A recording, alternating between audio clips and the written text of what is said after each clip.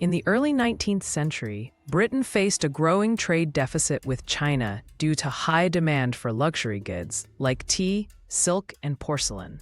Silver flowed out of British coffers to pay for these imports, creating economic strain. The British East India Company sought a solution to reverse this imbalance, leading to a dark chapter in global trade history.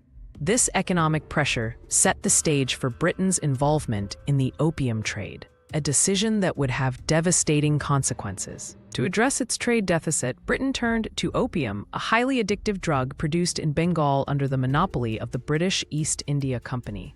The company cultivated vast opium fields, processing the drug into compact balls for easy transport. By flooding China with opium, Britain aimed to create a new market and reverse the flow of silver. This marked the beginning of one of history's largest state-sponsored drug smuggling operations. British merchants, including firms like Jardine and Matheson, established elaborate smuggling networks to bypass Chinese bans on opium. Ships anchored off Linton Island, a notorious hub, where bribed officials turned a blind eye. Fast clipper ships transported opium along covert routes, evading Chinese authorities.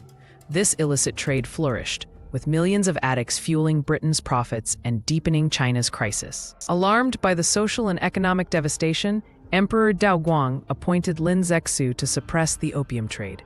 Lin launched a crackdown, confiscating thousands of chests and arresting addicts and dealers. His famous edicts condemned the trade as morally corrupt and a threat to China's sovereignty. This bold stance set the stage for a direct confrontation with Britain, which refused to relinquish its lucrative trade.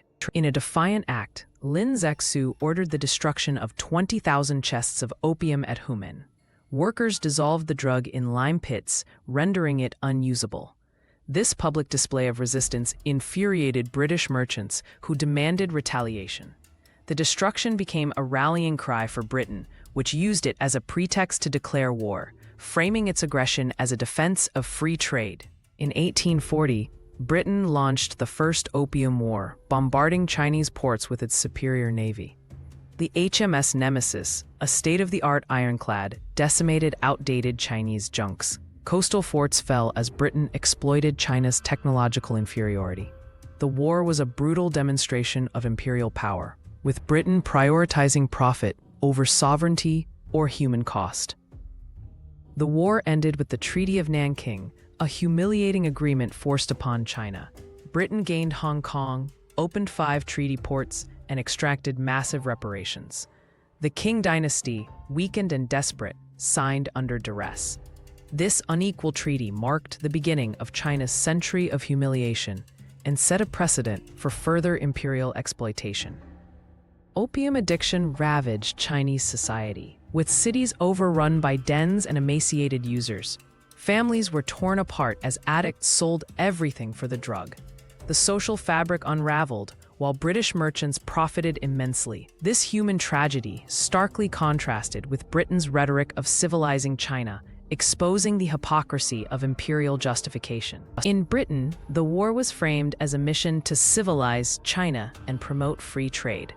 Political cartoons mocked Qing officials, while parliament debates obscured the drug trade's role. The public was fed a narrative of British superiority, ignoring the addiction and violence inflicted. This propaganda machine reinforced imperial ambitions and masked the war's true motives. The Opium Wars' legacy is one of exploitation and enduring trauma. It weakened China, paving the way for further imperial encroachments.